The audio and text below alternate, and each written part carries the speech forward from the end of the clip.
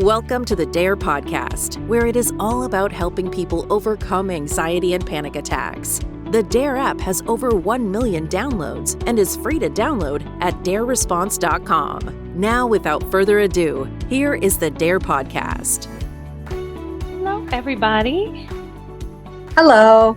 Hello. I'm so glad this worked out. Just to let everybody know who you are, Dr. Mona Masood. Hi, nice to meet you. Hi, nice to meet you too. Thank you for having me.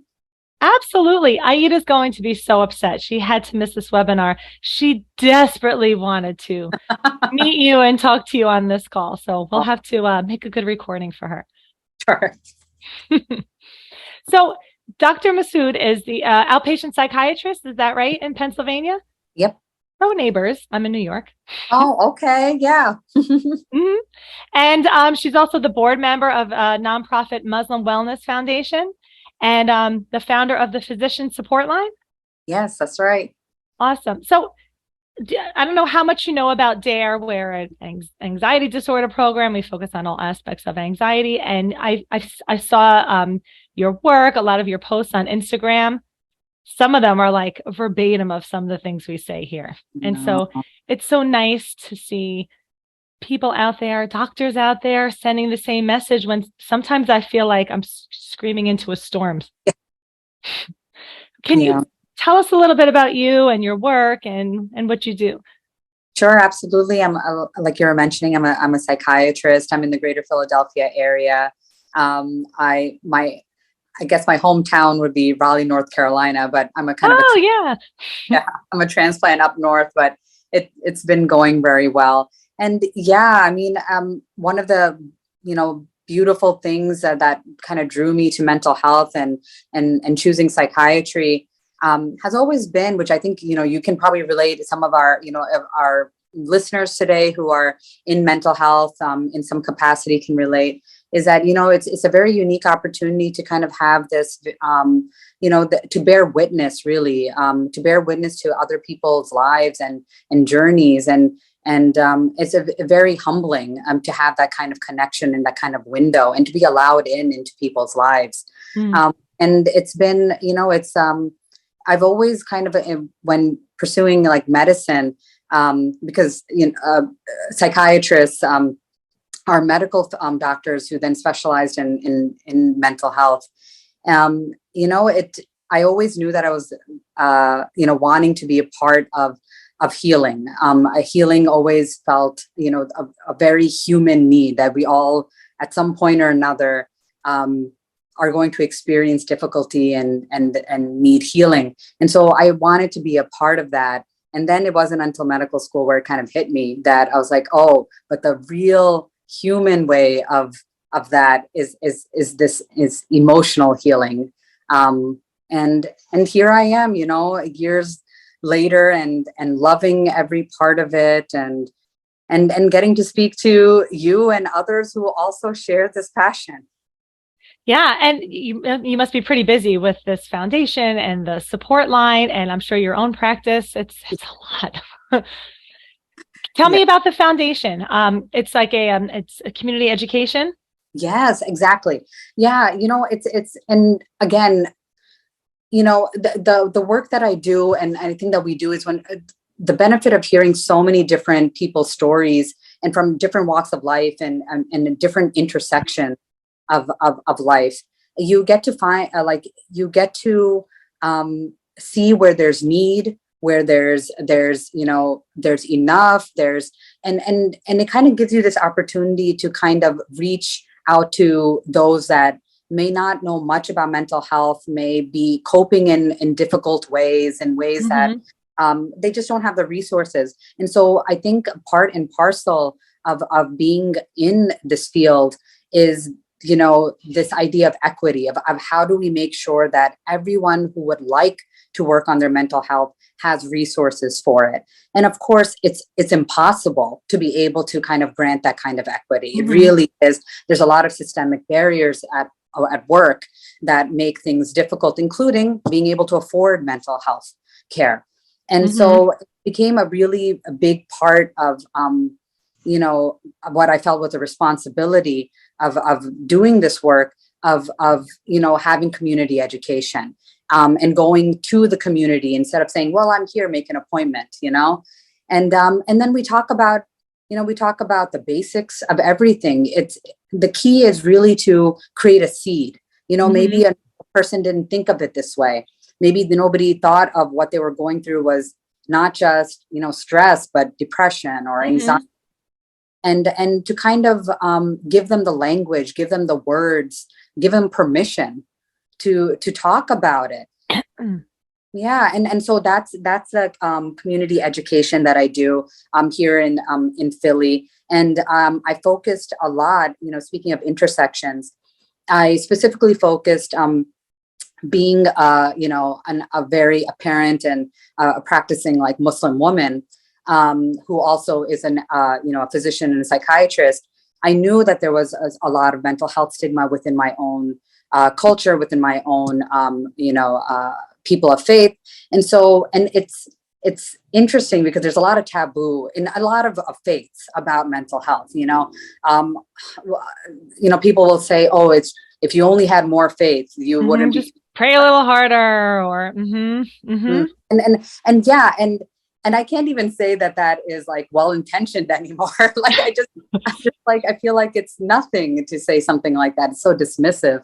And so I'm trying to approach people who've been essentially bullied their whole lives to not only be suffering from mental health, but also then thinking, oh, I'm a bad Christian, Muslim, Jew, Hindu, for feeling this way. And so I made an intentional decision to talk to faith communities about this, that, it doesn't have to be either have this or you have this, but really it's more human than that. And so that's where my education focus has been, and that's why probably you saw me on Instagram, is that community education, reaching out instead of expecting people to reach me. It's so important. I mean, even so many people we talk to here, almost everybody just says, why wasn't I just taught this? Why wasn't I just taught this? Like how thoughts are just thoughts, and how it's okay to have thoughts, or how to just let myself feel and I don't have to do a million things. Do you hear that a lot? Like, do you see that more often now too? People coming in almost teaching these are feelings and this is how you treat them, not this is how we get rid of them. Yes. The getting rid of has been such a problem, because we do treat things very black and white and so concretely, right? With emotions, we say this is good, this is bad, this is a good emotion, this is a bad emotion, and we've grown up implicitly believing, oh, sadness is a bad emotion, happiness is a good emotion, and then we start saying idioms like pursuit of happiness, and as if, and then we don't realize how much we internalize these kind of these stereotypes that that I can only be happy and happiness means wellness, instead of seeing that actually wellness is a balance. It's a balance of seeing that, oh, anxiety can help me make good decisions too. It'll give me warning signs. It'll make me aware of red flags that it maybe see before, and it's actually there to help me and to guide me. And that not all alarms are, bad. In the end, the reason we even have smoke detectors and alarms is to warn us of something. Oh, you are saying all my words. Yeah, I love it. I knew I couldn't be the only one. And but why do we have to dig so deep to find each other, right? Yeah, I know. It's murky territory. It is. It's difficult because I think, we've done this so much to ourselves, and it's interesting because even cross culturally, it's different. In American culture, what I found out, I'm born and raised in the United States, and I've always just practiced here, and I've done all my education here, and it's interesting because we have this implicit kind of grit culture that we're supposed to pull ourselves up by the bootstraps, our bootstraps. This is how this country was founded. We fought for it. Everything's a fight. Everything's a fight. I earned this. I fought for it. And it's good things can come by ease too. Good things can come from mercy and kindness and understanding and empathy. They don't always have to be earned. Right. And being. Right. And so all my people in the chat, you hear me all the time. The people who I see get the most stuck not because of a genetic predisposition or because of really anything other than usually three things: smart, logical people, good at finding the answers, very creative brains, and people that are very good at just tell me what to do and I'll do it. Work really hard, be like, I'll fight really hard. How do I beat this once and for all? I know. And this idea, which is like what, then we come back at it with, perhaps what we need to be talking about is, like, how do we live with this? How do we accept it as being a part of our journey, but not define ourselves by this? Like, and start talking about things in a more nuanced way.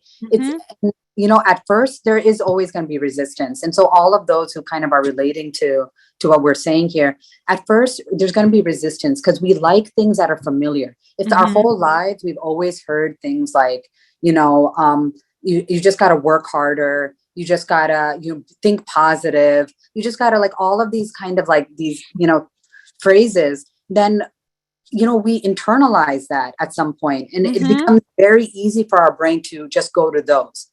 And so it's like what we're doing when we're talking to our clients and our patients is like, gently like challenging, like, why do you believe that though? Like, where is that coming from? Whose voice is in your head that's saying that? And then you realize that so much is not yours. It's someone else, or it's arbitrary, or it's society, or it's, this is what I've always known.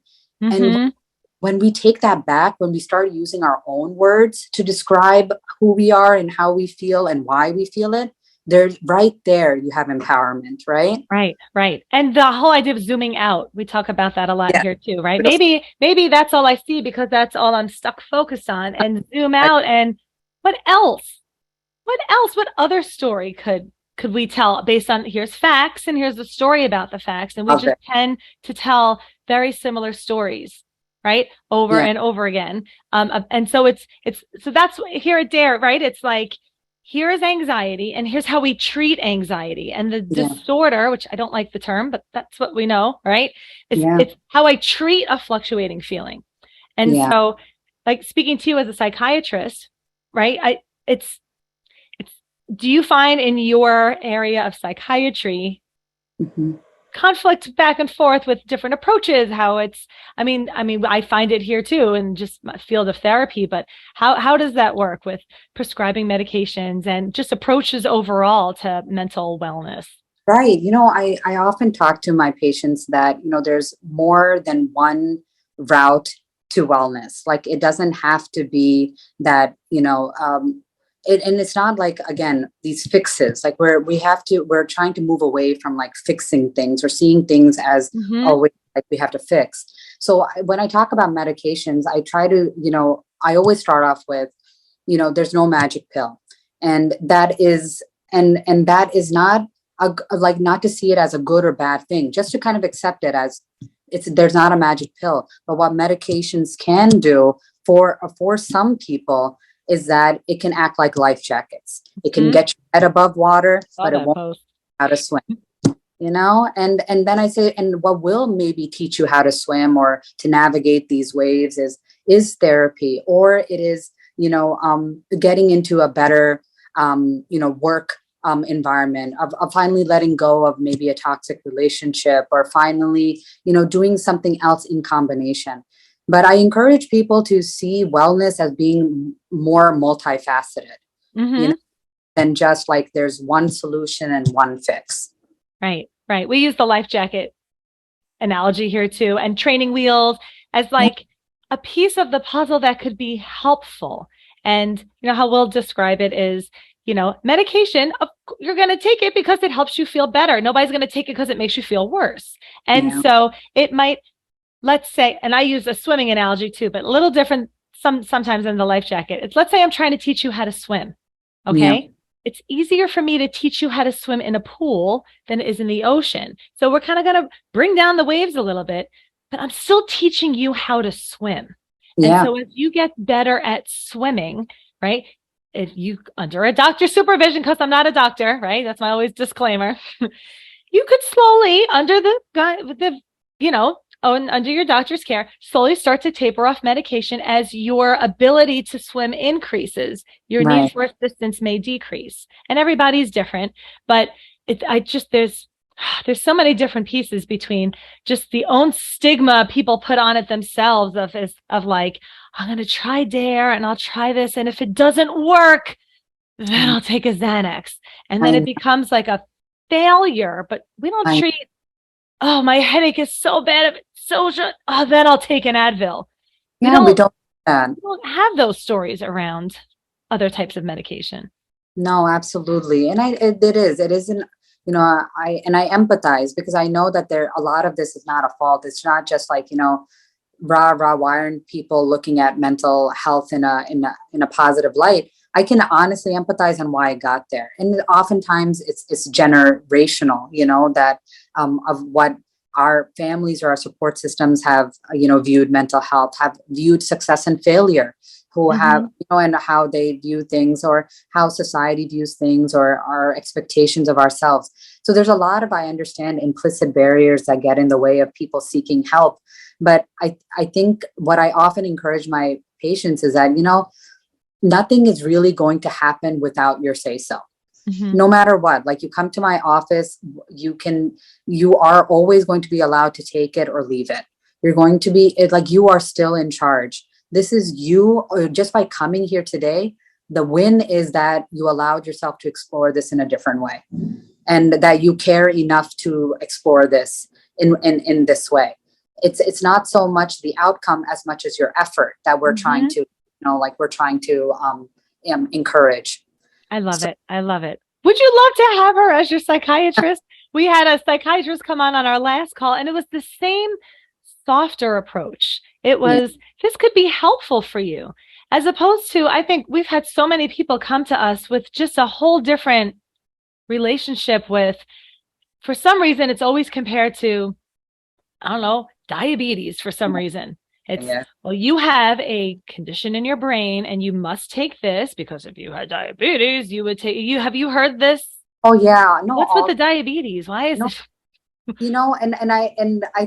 think that it does get botched up. I think that, the only relevance we have to other medical illnesses here is that, you see that medical illnesses can be chronic. And what chronic illness means is that we'll have flares. Like anything that's chronic is going to have times that it's more or less, manageable, and at times that there might be flare-ups. And that happens all the time in mental health. It doesn't define your progress. It doesn't define your prognosis. I'll have some patients who have very severe OCD, or maybe even post-traumatic stress disorder, and they'll say, I was doing so well, and now I feel like I went backwards, and then the fear comes in as, am I going back to square one? But what if it lasts forever? Right. Or will it last forever, or things like that?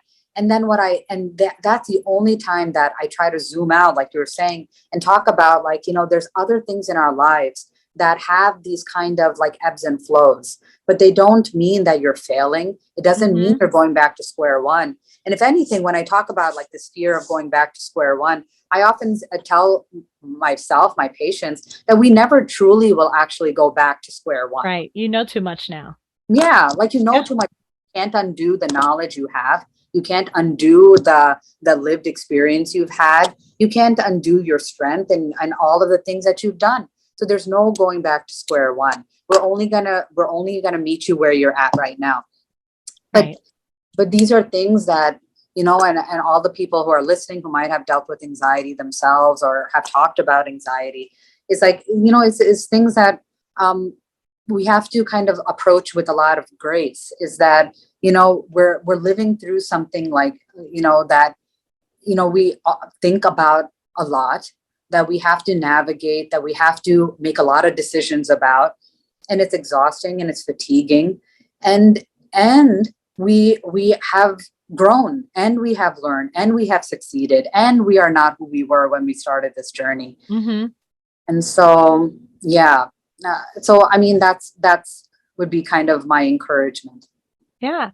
And so how does this work into your physician support line? Do you do a lot of the same work educating physicians, or is it mostly like a support on people trying to navigate the same waters? Yeah, no, so yeah, thank you. So physician support line, it started at the start of coronavirus. Mm. And it was intentionally in that time period. And it's a peer-to-peer support line. It's run by volunteer psychiatrists, and it is geared towards medical students and residents and interns who are just starting out as physicians, and then attending physicians. And we did this intentionally at that time, and we've continued it because what we were finding among psychiatrists is that physicians are very specifically, we intellectualize. We try to make things logical. We need data, which is good for the work that physicians do, but it is detrimental in how they approach something like mental health and their own mental health, which is a lot of gray zones, a lot of having to be okay with gray zones and live through them. And physicians, a unique thing about this, which a lot of people may not know who are not physicians, is that we have the highest suicide rate of all professions. Physicians. Yeah, specifically, 300 to 400 physicians die by suicide every year. And so that's a average of one physician suicide per day. And what's interesting amongst us is that though we don't talk about it, when we talk about just individually amongst each other, each one of us knows someone who's died by suicide, who's a doctor. And then and most people probably don't know someone who's died by suicide, but every physician has at least one colleague that they know. Really? I didn't know that. Yeah, so it became kind of this window of opportunity in a silver lining in the midst of this pandemic, because physicians were on the front lines. They were, there was a lot of expectations about heroism, and we know as mental health providers that when we have expectations, and especially these very high expectations, and that we get very overwhelmed with what happens if I'm an imposter, what happens if I'm not good enough, what happens if they're all counting on me, and what if I don't save that person's life. And so it becomes a very high risk time when you hear heroes, because I think a lot of frontline workers went from hearing this hero stereotype and then saying, I don't want to be seen as a hero, I want to be seen as human. Like I want to be allowed to feel anxiety about this pandemic. I want to know that I'm also worried about my friends, my family, and myself. Right. But I get it. And so all of this started this conversation about, how do we heal the healers, essentially. And then it became, and we've continued, and now the pandemic is not what it was, but we continue to talk to physicians about, being more intentional about their mental health, because we feel that it was a group that it's within its own culture is very hard on itself for seeking mental health care. Because full of doers, right? Yeah. And then we started having to say, you have to be well to do well. So, wow, that's great. Such an important hotline.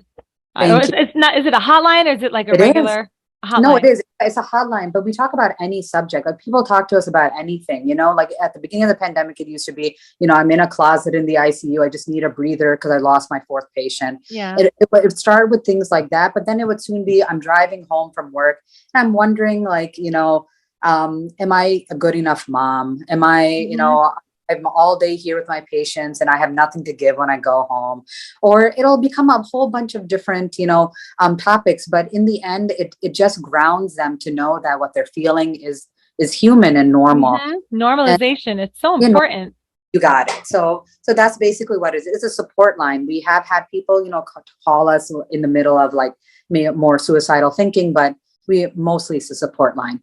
That's great. Really. It's help the people doing all the helping.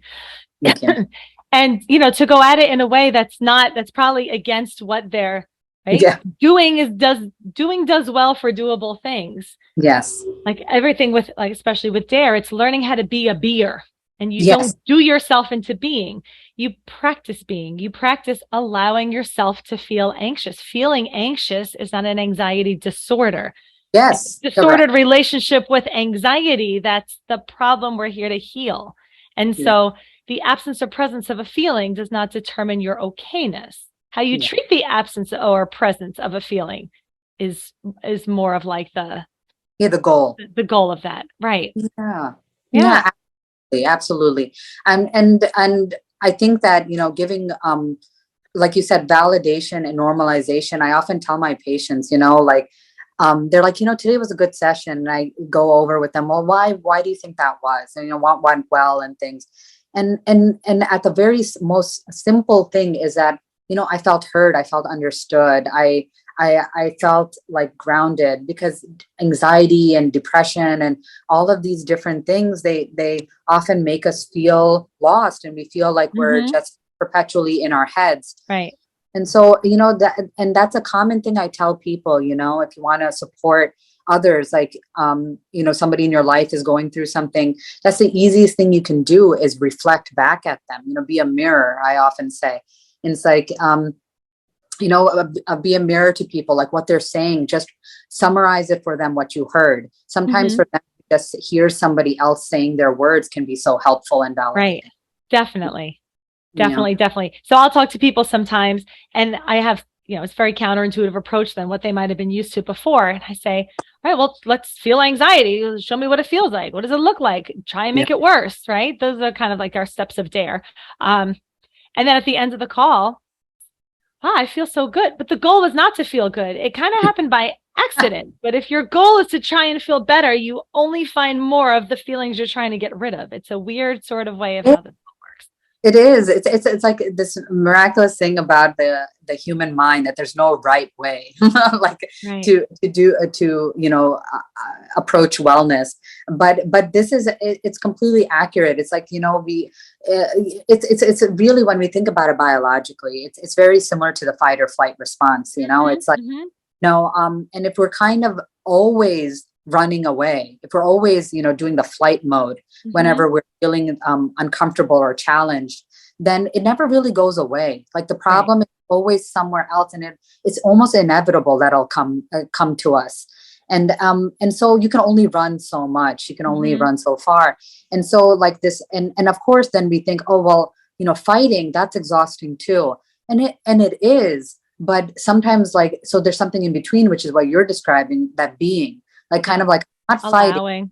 Allowing. I'm not fighting. I'm not fleeing. I'm just allowing. I'm just being. And then we realize, oh, this didn't end us. And this didn't end us. And there's something that I can now approach in a more thoughtful way than just having to be, in fight or flight. Right. Boy, we're going to have you on more calls, because you're all saying the same thing. I took a screenshot of some of your Instagram posts. I just want to read them out loud. And you guys in the chat, definitely follow her on Instagram, Dr. Mona Masood. It's at shrink wrapping. So funny. So I took a few screenshots. I want to read them out loud, because we have some questions that came in too, but some of these screenshots will generally answer a lot of these questions, which I'm sure like you probably get a lot of similar questions that all usually end up with very similar responses. So I picked a few that kind of resonates with us too. One we kind of already discussed. Psychiatrist PSA, psych meds by themselves are not a cure for mental health. They are like life jackets. They keep your head above water. They don't teach you how to swim. Yeah. You guys in the chat find that relevant? Have you ever had that said to you by a doctor before? He pops up in here. But yeah, it's so nice to be able to see that you never see. Oh yes, a few times. Okay, good. We're getting there. Tide's turning a little bit.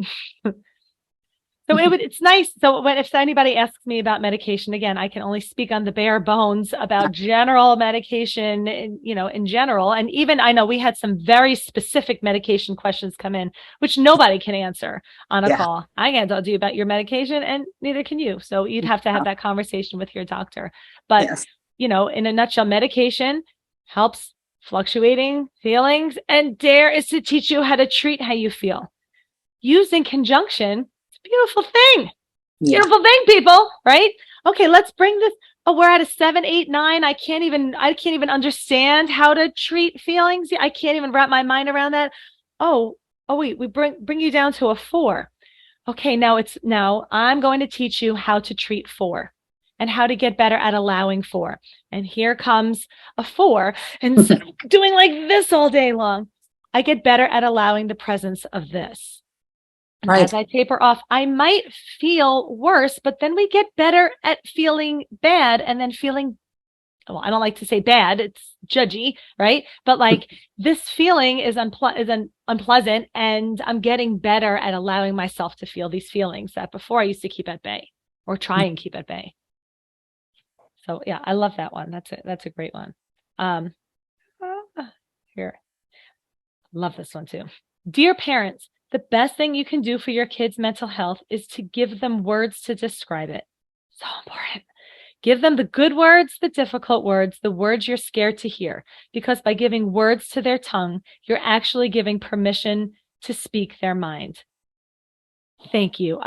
Half of my career has been with children, and the rest has been with DARE. Yeah. It's a big thing. It's a big thing. I see it too often. And the thing is, we forget when we become adults, when we become parents, and we've left that kind of young age and even the adolescent age, that, we learned the words we use at some point. And we forget how we did. We forget how that we were in a place before where the frustration wasn't coming because we wanted to be defiant, or we wanted to oppositional or make our parents' lives a living hell. Like it came because we didn't know how to express what we were feeling. Right. And there's so much that good that comes from parents, allowing and giving permission and validating the frustration, instead of saying, don't do that, don't take that tone with me, don't do that, or have patience, instead of saying, it looks like you're frustrated. It looks like you may be feeling this or that. And so, in giving words, all of a sudden you do give empowerment. Right. And I know a lot of people who call us and join DARE. It's like, well, I just started in elementary school or middle school and high school, and I never knew anybody else said or felt this way. I had this like an intrusive thought, or I felt disconnected, and I never knew of these words. I didn't know what a panic attack was. I didn't know what a hypnic jerk was. And I just thought I was going crazy. And then it becomes like everybody's living in these own little quiet prisons. Yeah. We're human beings. We all our bodies kind of all do the same thing. But when it's not spoken about, it becomes, well, there must be something wrong with me. Yeah. And that's the problem. That's where we start seeing something becoming dysfunctional, rather than, oh, there's a way to navigate this. Yeah.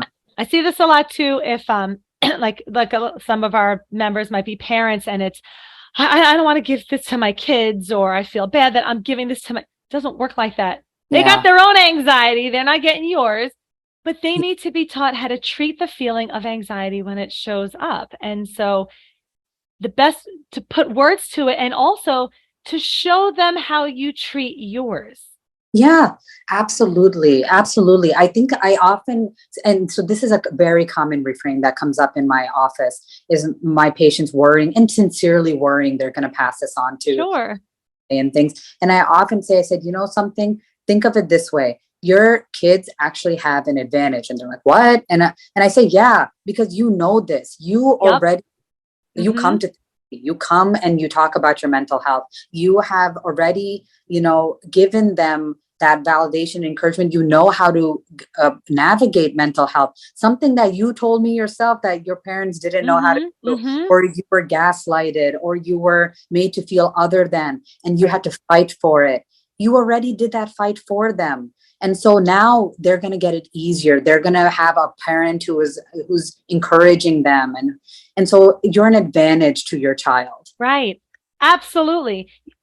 Especially if you don't really experience anxiety a whole lot, you kind of don't know but if you're experiencing anxiety often, and maybe you kind of got stuck in habits of treating it the quote wrong way, and now you've learned oh yeah, mommy used to fight that too all the time. Let me tell you something, it don't work. So when I do feel this feeling, this is how I treat this feeling. That is a gift to give this entire next generation. Oh, absolutely. And it comes from the people who've learned how to treat these feelings properly, not how to not have them. And that's another thing to shield. I don't want my kids to feel bad. Too bad. They already feel bad. They do. They do. How do they see they're allowed to feel bad? And even we have nuances in all of our families. And I grew up in a very well-intended family, but it was like, it's okay to cry. Oh, you're telling me that, but I've never seen you cry. Oh, so how do I know it's okay to do it if I don't see how other people treat sad? If you hide sad, it's teaching your kids how you treat how you feel. Kind of models the behavior, not feel sad. Oh, don't worry, honey. Don't be nervous. It's okay. Everything's fine. No. But I am nervous. And now I'm kind of subtly being taught this feeling that's here should not be. And must be gone, or I'm doing something wrong, and now I need to get rid of the feeling, and I can't. I'm broken. Exactly. I think so much of it is practicing what you preach, and so much of it is allowing yourself to be vulnerable and being like, when we talk about role modeling, it's interesting because we all know that colloquially, like in just conversation. I want to be a good role model, but really, what that looks like is not just the good stuff. It's not just the good stuff. It's the tough stuff. That's actually role is most important, is like, how do you treat the tough situations? The good ones, the successes. Yeah, sure. We can all role model that, Right. How do I show my kid what treating sad looks like? Yeah. How do I show my kids how to treat anxiety? Oh yeah, I'm nervous too. Or even just say, wow, I'm about to get on this ride.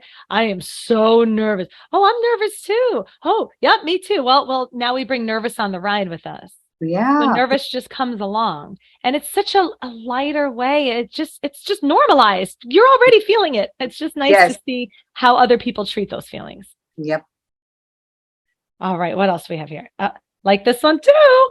Please don't make the goal to always see life as the glass is half full, when in reality, the half full glass is also half empty. In most cases, there are things to be positive about, and there are things to address.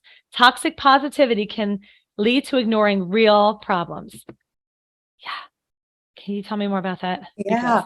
I love the concept. And this is, common, like for those who are in mental health professionals listening in, it's common in dialectical behavioral therapy. We often talk about the human, like the human possibility of holding multiple truths simultaneously. And what that means for people who have not heard that before is that we are not one thing or something else at any given time. We hold multiple truths. I can be sad about something and be really overjoyed about something else. Right.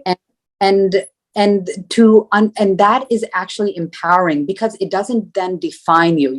The thing that you're struggling with then define you, because you realize that multiple things are happening at the same time. And so with this quote, I often talk about this thing that when we're looking at something, you don't have to force or fake it till you make it. You really don't. That is exhausting. Essentially, faking it in that word itself is a lie. So you're essentially lie to yourself. And essentially, like gaslight yourself. Yeah, and they become dead words, right? Like, you're a strong person. You can do hard things. You're a really good person. You can take on the world. You're great. You're great. You're great. Waiting, saying, if I say it enough times, where's the feeling? Exactly. And honestly, that's not, like, I get, and I solely support being encouraging, but I say be encouraging with truth. Like, find the thing that is truly going on, and encourage the hell out of that. And so I'm just like, oh, you didn't think you, like with my younger students, sometimes like my ones who are in college, they'll be like, oh, I didn't think I would pass this test and I rocked it. I'm like, oh my gosh, you like, I'm like, I hope you didn't just say phew and then shut your laptop. I hope you sat there and you celebrated that confetti. win. We need to just hand out packets of confetti because nobody confetti is enough. Exactly. But it was real. Like it was a real thing. Right. So I don't believe in toxic positivity because it almost encourages lying to yourself. And so, so I mean, with us, like encourage the things that need to be worked on, they can be worked on, and you can talk about the things that are going well. Another common quote that I like to use with my patients that goes along that same line is that, you know, oftentimes we think of therapy as a place that we have to, you know, work on our weaknesses, but therapy is also a place where you hone your strengths, you know? And so, and so what does work for you, instead of trying to force fit a strategy that doesn't work for you? What does? How have you coped with difficulty in the past? What did you do that worked for you last time? How can we make it better? How can we make it longer lasting? Right. And like the glass is half full and the glass is half empty. And that's kind of all it has to mean. It doesn't have to mean all it means. I don't have to make myself feel good about it either. Yes. I can just be more fair. Yes. Be a little bit more fair. And so, yeah, seeing the bright side of things is fine. To also view, like you guys might, you know, used to hear me saying the coulds, but it could all go wrong. Yeah, it could. If it could, then it could also all go right. But it's just, right, the whole idea of being able to zoom out and see other options is to like kind of like dilute that negativity bias we tend to have of only focusing on how awful it is. Yeah, that could go wrong. It also could go right. And it could go, all those things. All of them. Yeah, I guess exactly. And I always say that too. I'm like, it's only fair. It's only fair that if we're going to say that something bad could happen, that there's equal possibility that something good could happen too. Right. Yeah. Okay, here's another one. If you'd really do anything for your kids, then give yourself permission to heal from what hurts your soul, please, before your traumas become the next generation's traditions. Which is kind of what we were talking about before, but I think this one might hit home to a lot of people of like, you know, trying to prevent and cover and protect your kids from all these things. Learn how to treat how you feel, and then you can pass that knowledge and information on to the next generation of people, and they will be well equipped for theirs. Yeah, no, absolutely. I think what I have seen too often is that it becomes from something that only my parent did, but I can tell that what my parent did was not good, or something like that, or to be able to delineate it as being this is one person and they coped with it in that way. Instead, I've heard, oh, this is how we've always done it. Yeah. Like, or worse. And because, you know, I'm like being from, like, my parents have a different cultural upbringing than myself. They'll just say that this was culture. And that's what I meant by tradition. It's like, oh, no. Indians always do it that way. No. That's or I've heard my patients come in like, oh, no, that's the Italian way of doing it. I was just gonna say, oh, we're Bronx Italians. We always say, call me when you get home. Yeah, exactly. At some point, then we're like, wait a minute. For something to become that's the way we do it, somebody must have normalized that. Yeah, and did it a lot. So don't we then have the opportunity to normalize something else? And then can't we make that tradition? Right. So, and I'll say like, okay, yeah, that's what we always did. Is this still useful? Yeah. Is what I'm doing useful? And so like I say a lot of these words often, like, what am I doing and why am I doing it? Like, most of our clients are very well aware of how I'm feeling. Oh my God, let me tell you about how I'm feeling. Let me tell you about these thoughts. Here's these physical sensations. I had a physical sensation 14 and a half weeks ago for 3 seconds, and I really need to keep talking, right? We're very in tune with that. We're not very tuned in what am I doing and why am I doing it? As opposed to, well, that's just because it's the habitual loop of, well, that's just what I always do. When I feel blank, I do blank. When this happens, we do this. And it's like, guys, don't lose your power of free will. Yeah. We were born with free will. So it makes us human. Yep. Use it. Use the power of free will. And you don't use free will to control your thoughts, feelings, and sensations. You use free will for how you treat your thoughts, feelings, and sensations, for your actions and behaviors. What am I doing and why am I doing it? Yeah, always. It's a really easy kind of go-to and a quick answer that we can do in our minds, you know? No, I love that. I think that those kind of like, because what happens and why this has become habitual is because it's like the low-hanging fruit. Like those are the things we've always done, so they're just right there, so we grab them. And the same way we, and then people go, well, how do I unlearn that? And I'm like, unlearning is the same thing as learning. Practice. We have to keep doing the new thing until that becomes a low-hanging fruit. Right. Yeah. And guys, unlearning is indirect. You accidentally unlearn from this when you learn more of this. Got it. Exactly. Right. So make it more of like, rather than I have to stop fighting anxiety. That was my post. I don't know if you guys saw my post last week of a lot of anxiety is a lot of actually trying to not go crazy, trying to not have a panic attack, trying to not pass out, trying to not throw up, and trying to have something not happen that's not happening. Yes. Just keeps you trying and doing with no end. So that's endless energy that doesn't end because, oh, good, I didn't throw up this time, but I could better try not to. And so it's like, how do I stop that? Well, rather than making a goal doing less of something, make your goal doing more of something else. And as a byproduct, you will do less of the thing you want to do less of. This is direct and this is indirect. Yeah. Now, once this becomes a podcast, nobody's going to see my hands and nobody's going to know what I'm talking about. A patient had called me out on that and they're like, is moving hands and part of communication, is that a bad thing? I was like, you see me, don't you? You see me. My screen's not even wide enough. My hands are all out here. And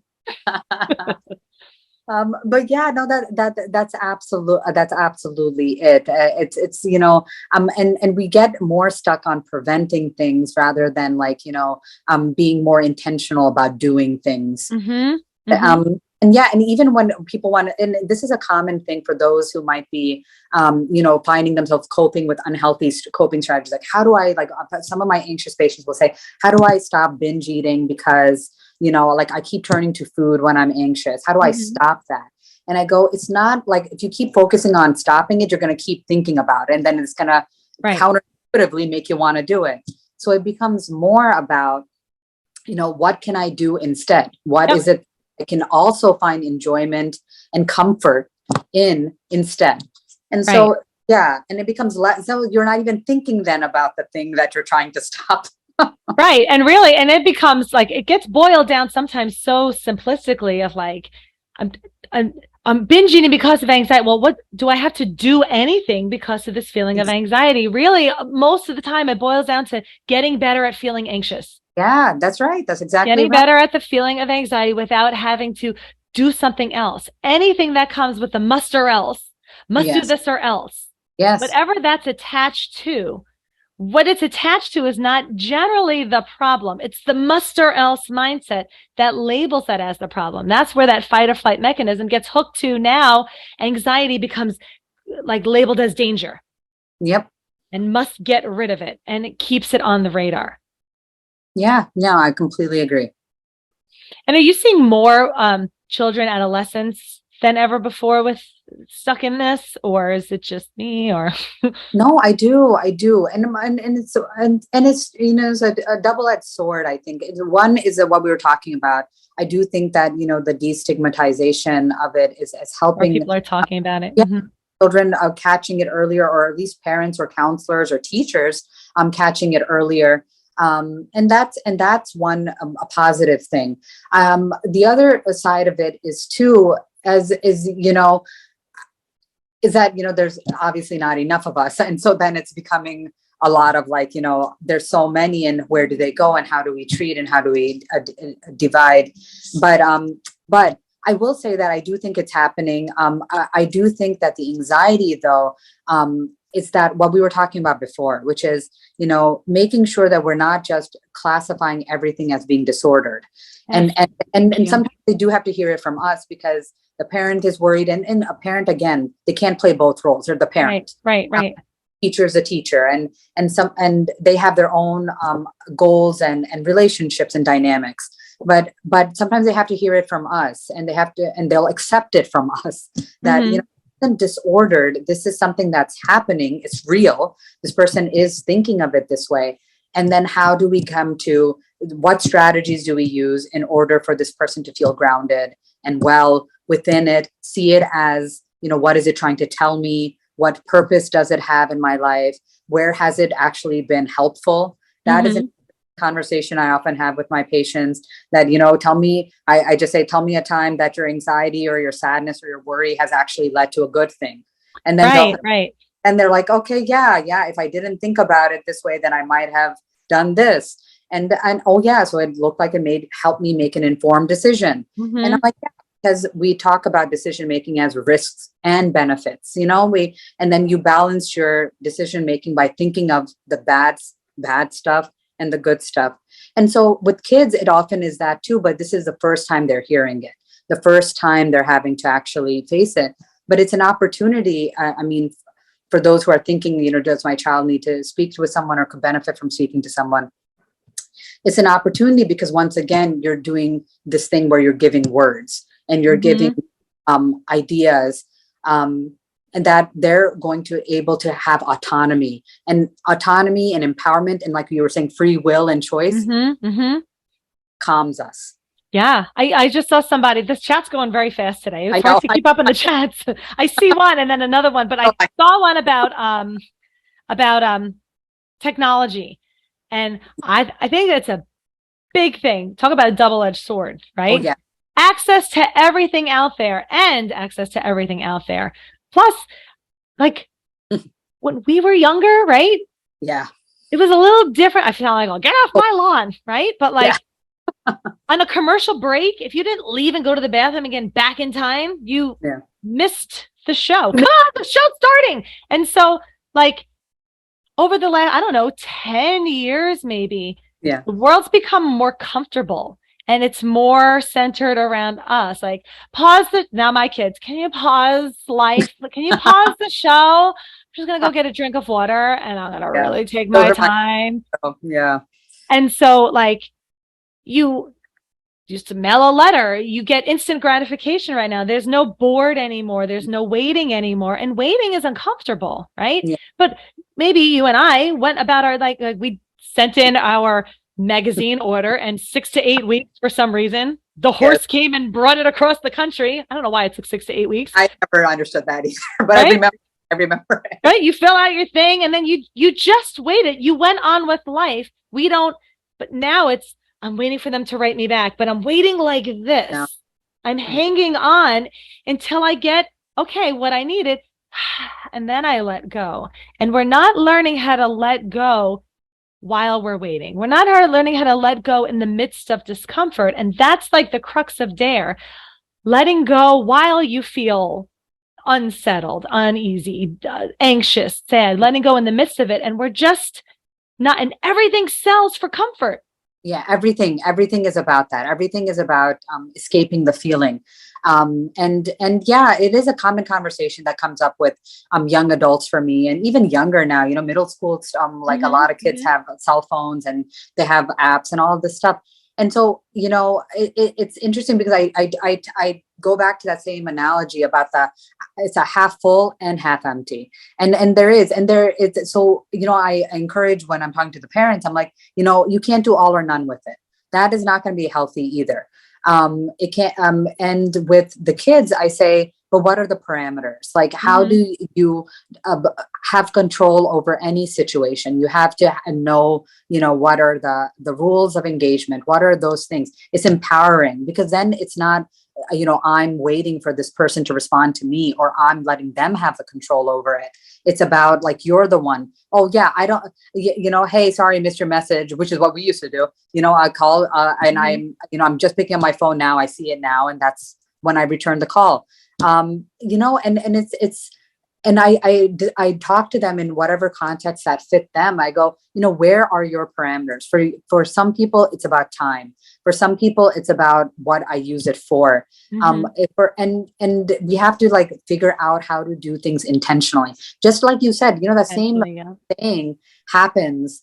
In this case, I think you were saying earlier, like, what am I doing and why am I doing it? Right. And so I essentially have a same version of that with, my young adult patients. I'd say, what are you doing? And they they relate with that a lot. And they're like, yeah, what am I doing? But see, that's where we almost let go of free will. I just feel like I have to do it, so I do it, whatever it is. And it's intentionally is the word. Intentional behaviors and actions. Every time I touch my phone, I do somewhere in my brain, I am making a decision, but it becomes such a conditioned response that I don't really have to consciously think about it anymore. It just becomes automatic. So go back into, I'm choosing to, right? I use these words a lot. Like I'm choosing to, once I'm aware that I'm now playing an endless game of Candy Crush or just scrolling zombie-like on whatever I'm on. Once I'm aware of it, then I have choices. Yes. I can choose to stay or I can choose to stop. Either one's not good or bad, but at least, that's where my choices lie. And then make those choices willingly. And with young adults, what I tell them is you got to own what you're doing. And they can get that. And they really can gravitate towards it. I'm like, own it. I'm like, if you knew that this was like, like they're like, oh man, I didn't study enough for this test. I'm just stressed out today and all that stuff. I said, well, what happened? Yeah. And then they'll say something like, I was just like, on Insta too much, or I was on this too much. And I was like, well, you know what? You got to own that. Like, that's why it happened. So now you just answered your own question. It was cause and effect. And then they're like, yeah, I know. And then I'm like, yeah. So every time you're doing this, you got to go back to like, can I live with that? Can I accept? Like, and you can. That's where your free will comes in. I'm not telling you to make this choice or not make this choice. I'm saying that whatever you choose, you're also accepting whatever comes with it. Right. And then the next step is, now what? Yeah. Okay, now what? This happened. I learned from it. And so here's a funny little story. Aida and I ran a webinar a few months ago, maybe more than that. And we started the wrong webinar. And we didn't know what the hell was going on. I'm like, where is there? There were like 2 people in the chat. Our guest was not here. Like, what is happening? So we started, we usually click the link that's right at the top. And this time it was not right at the top. So 20 minutes, we mess up the whole thing. Now I can take a situation and what I do from that, I messed it up and now I'm going to beat myself up about it. Right. Oh, it's wrong with you, Michelle. Oh my gosh, Barry's going to be so mad. This was so stupid. All these people you've disappointed again, right? And we give ourselves permission to beat ourselves up. Or, okay, so now next time I do a webinar, I'm going to pay attention. Now, this time I started this one, did not pay attention, click the top button, you weren't there, and no guests were there. But I went back, hold on, last time that happened, now I got to learn. So if you don't allow yourself to make mistakes, this is where the perfectionist mindset comes in and gets in the way of everything. You're still going to make the same amount of mistakes. A perfectionist doesn't allow them to themselves to learn from those mistakes. Yep. You got it. Exactly. That's exactly right. Yeah. I I guess like, that's kind of a good note to leave this on is like, the lessons we learn and what we do, like with this whole talk that we had, like the takeaways we all may have gotten from here, either the professionals or the ones who are going through it themselves. It's like, it's what we do with it then, right? That's like that's the next thing. That's the empowering thing about it all is that, well, how do I apply this that makes sense for me? Or and give yourself, that holding the multiple truths with the end, like I will give myself grace when things don't go right. And I'm going to be intentional about, analyzing on what could have gone better. Right. And so doing that kind of thought process allows there to be balance. So no, absolutely. I loved all these topics, which, if you zoom out, like when you zoom in, they may seem like very specific and very particular, but when you zoom out, they really are part and parcel of kind of like this anxiety, of thinking and mindset. Yeah. Thank you so much for joining us. Please tell us where people can find you and get more information about you. And we'll put the links in the recording once it's up on the app as well. But if you could just tell us the best place to follow you and find you. Yeah, guys, I'm so the best place to find me, it's under the same handle on Twitter and in Instagram. Instagram is probably the best, and I follow it a lot more. So if you needed something clarified, I could definitely engage with you on that. And it's shrink wrapping. So it's SHRINK dot and then wrapping, RAPPING. So you can find me on Insta. And that's it, shrink wrapping. And I'd be happy to clarify. I love engaging with, thoughtful comments on my posts and even DMs, as long as, again, they're for real? You're opening yourself up there. I have done it, but if I don't answer, it's probably because I did not think it was an appropriate DM. And I value that ability to make that choice. That was said much nicer than I was saying. Dr. Mona, it was so nice to meet you. Please come back again. Thanks again. Thank you for having me. Thank you all for your insightful comments and commentary. Thank you. Thank you so much for joining us. Take care. And bye, everybody. Thank you for joining us. We'll see you soon. Bye. Thank you for listening to the DARE podcast. The DARE app has over 1 million downloads and is helping people all around the world to overcome anxiety and panic attacks. You can download the app for free at dareresponse.com.